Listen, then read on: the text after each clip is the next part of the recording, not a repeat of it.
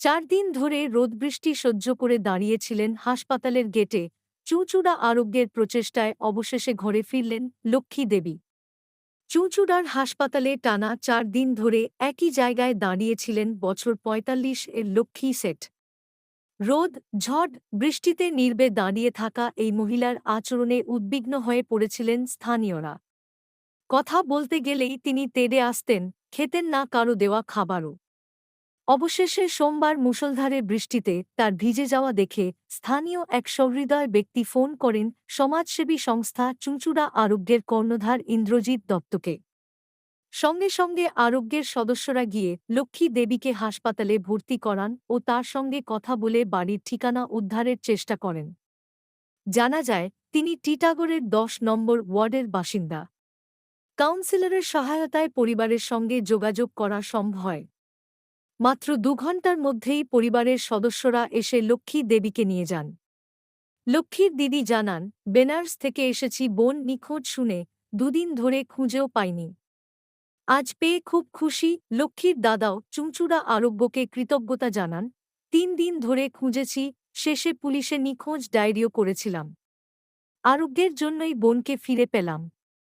চুঁচুড়া আরোগ্যের এই মানবিক উদ্যোগ সত্যিই প্রশংসনীয়।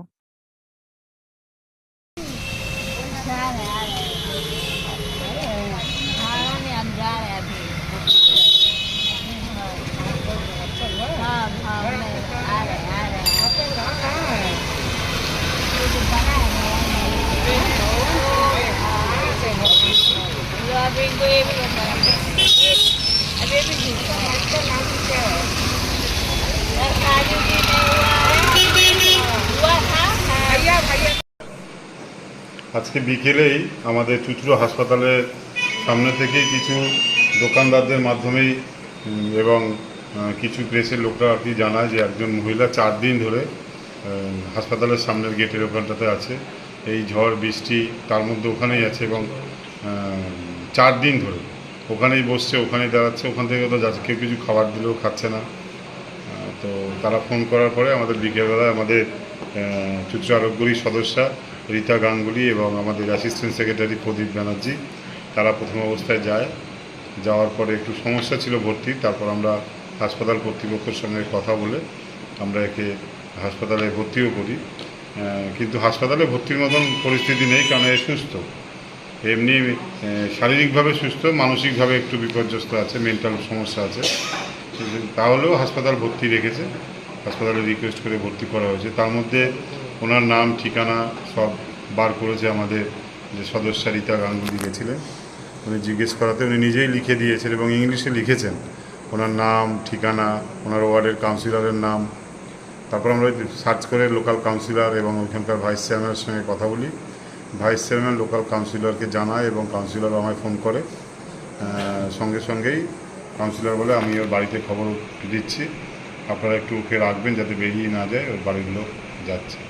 ভদ্রমহিলা এখন এসছে, দিদি এসছেন, দিদি বাইরে থাকেন, দিদি খবর পেয়ে এসছে, 5 দিন ধরে নিখোঁজ। ওই খবর পেয়ে দিদিও এসছেন, ওনার পিসির ছেলে এসছেন, আরও প্রতিবেশীরাও এসছেন ওনার নিতে। চুঁচুড়া আরোগ্যতে এখন বর্তমানে আছে, আমরা হাসপাতাল থেকে নিয়ে এসেছি। দেখিয়ে আমরা পরিবারের হাতে তুলে দিতে পারছি একজন অর্ধবয়সী মহিলা, 45-50 বছর বয়স হবে। এরকম মহিলা দিনের পর দিন রাস্তায় থাকবে, ঝড় বৃষ্টি। যে যাকে খুঁজে পাওয়া গেছে ইনি কে হন আপনার? আমার পিসির মেয়ে। কবে থেকে পাচ্ছিলেন না? আমি স্যার বুধবার রাত্রিবেলা কাজ থেকে ফিরেছি, তখন মা আমাকে বললো যখন দুপুরবেলা খেতে আসেনি। আমার মনে করলাম এদিক ওইদিকভাবে না, মানে কাছাকাছি রাত্রি পর্যন্ত ওয়েট করেছি। বৃহস্পতিবার সকালবেলাতেও খুঁজতে বেরিয়েছি, খুঁজে পাওয়া যায়নি।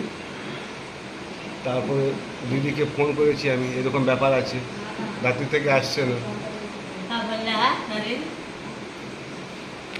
তারপরে পুলিশে রিপোর্ট জানিয়েছিলেন? হ্যাঁ। আজকে যে এখানে পাওয়া গেল, এইভাবে চুঁচুড়াতে পাওয়া গেল, এখানকার যিনি কাউন্সিলর আছেন, আরোগ্যর লোক আছেন, তারা যে এভাবে তুলে দিচ্ছেন আপনাদের হাতে, কী বলবেন তাদের জন্য? তাকে আমি অনেক ধন্যবাদ।